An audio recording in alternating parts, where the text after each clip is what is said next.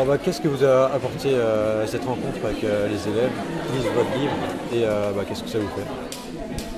En fait, ce qui m'a étonné, c'est que j'ai senti que les élèves qui avaient lu faut rapprocher le micro. J'ai senti que les élèves pouvaient être un peu déstabilisés par le livre, et en particulier par le côté violent du texte. Et pour moi, c'est plutôt un étonnement, parce que je me dis qu'aujourd'hui, on a un accès tellement quotidien à différentes formes de violence par les médias, etc., que je suis étonné qu'en fait, la représentation de la violence dans l'art puisse être à ce point un sujet de questionnement, tu vois, ou de rejet, alors que je pense que justement l'art, ça a aussi vocation à ça, et la littérature a vocation à ça, à questionner tout ce qui fait nos zones d'ombre, notre inhumanité en fait. Mais en même temps, c'est pour ça aussi qu'il y a peut-être ce phénomène de rejet, c'est que ça nous renvoie une image comme ça qui peut être difficilement supportable. Et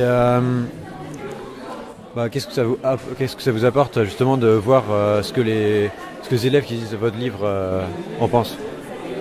En fait, je sais pas si ça m'apporte quelque chose, mais en tout cas, ça déplace mon point de vue, ça me fait retrouver, je pense, aussi des questionnements qui pouvaient être les miens à votre âge, quand je découvrais aussi la littérature. Et je me souviens justement des premiers textes que j'ai lus et qui pour moi étaient des textes qui m'ont déstabilisé, qui m'ont questionné. Et du coup, je retrouve aussi ce sentiment-là, en sachant que moi, justement, c'est ces textes-là qui m'ont donné envie, qui m'ont fait comprendre ce qu'était la littérature et qui m'ont donné envie de lire encore plus, parce que j'avais l'impression d'un seul coup qu'il y avait des portes qui s'ouvraient, et que tout ce que je pensais être la littérature, toutes ces représentations explosaient, qu'en fait il y avait une source immense de liberté là-dedans. Et ça vous fatigue pas trop de faire toutes les rencontres à la suite comme ça en une semaine quasiment Le planning est assez chargé parce qu'on a les rencontres au Goncourt des lycéens, mais on a aussi tous la promotion de nos livres, donc on a des rencontres en librairie.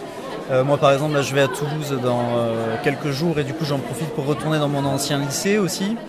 Donc physiquement c'est assez fatigant, mais c'est aussi un moment où il y a quelque chose qui se termine, le livre est écrit, il a été publié et on le transmet en fait vraiment au lecteur et après voilà, la page est tournée, on passe à autre chose. Donc c'est aussi des moments à la fois un peu fatigants mais très plaisants aussi.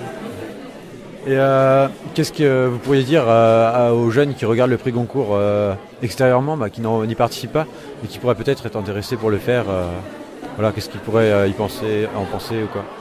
Alors je ne sais pas trop comment se passe la sélection des lycées, je crois qu'ils doivent justifier, il y a beaucoup de candidats, il y a peu d'élus, donc voilà, il y a aussi, ça se joue aussi à ça. Ce qui me semble important en tout cas, c'est de montrer que la littérature c'est quelque chose de bien vivant, et que n'importe qui peut y avoir accès aujourd'hui. Et que du coup, voilà, si au moins cette envie d'aller vers les livres pouvait être quelque chose qu'on communique à ce moment-là aux élèves, je pense qu'on a déjà gagné un grand pari, et j'espère que vous continuerez aussi d'être des lecteurs et d'avoir le même désir de découvrir des romans. D'accord. Merci. Merci à toi.